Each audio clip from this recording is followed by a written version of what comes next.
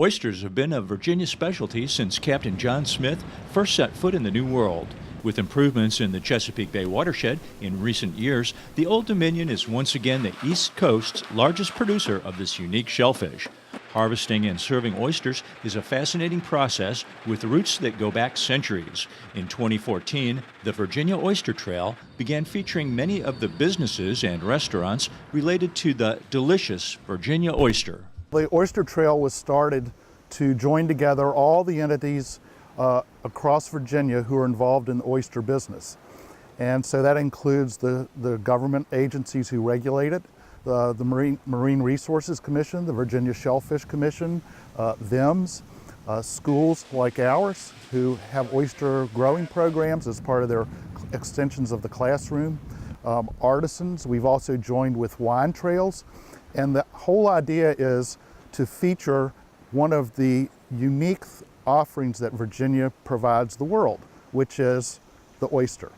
Growing commercial oysters begins with oyster farmers and Virginia watermen.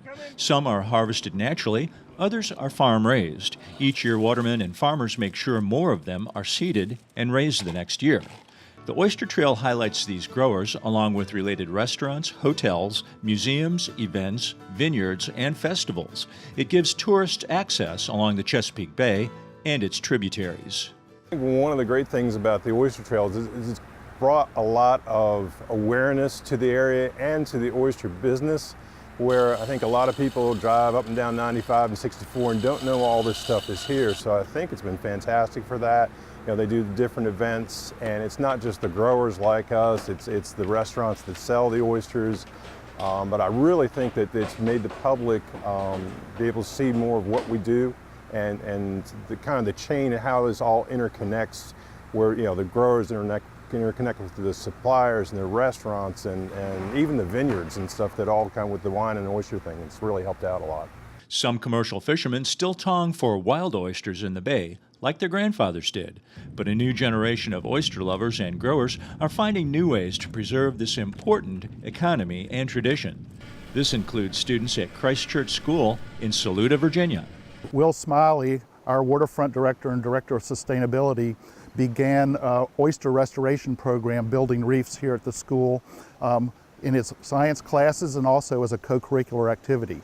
So we're growing oysters. We're now a certified seller. Will is a certified shellfish sanitation expert with the Commonwealth of Virginia.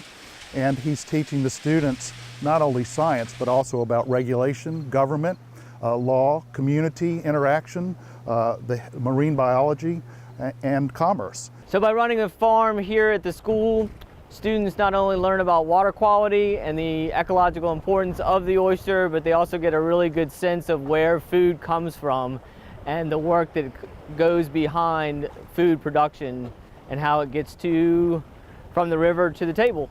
My favorite thing is the jobs that it creates and how healthy it makes the river. It benefits everyone. You know, kids come down and play here. We all sail here. We play in the water. So I think it benefits everyone in the community. The Chesapeake Bay is the largest estuary in North America, with a watershed reaching portions of 6 states. Because it's so large, there are 8 distinct regions of oysters in Virginia. The Ward Oyster Company is in Region 5, the Middle Bay, Western Shore region. You know, the farms are all over the place. So you can have a Mobjack Bay oyster, you can have a Rappahannock oyster, you can have them from different places on the Eastern Shore. And we've really kind of filled in a niche and taken the pressure off the wild oyster. And each place has a little bit more of a distinct flavor. And I think people need to know that, you know, that we really, as growers, don't have a whole lot to do with the taste of the oyster. It's from where they come from. And you get something from Chincoteague, it's going to be much saltier because, you know, we've all had a mouthful of ocean water. It's much saltier over there. And so the different subtleties in the different areas, I think the trail's been good about promoting the 8 regions now. Wherever you travel along Virginia's Oyster Trail, you'll find good food and exciting destinations to explore. You'll find oysters cooked to perfection, and you'll enjoy shopping, beaches, boating, and plenty of sparkling open water. All thanks in part to the delicious Virginia oyster. In Middlesex County, Virginia, this is Dave Miller.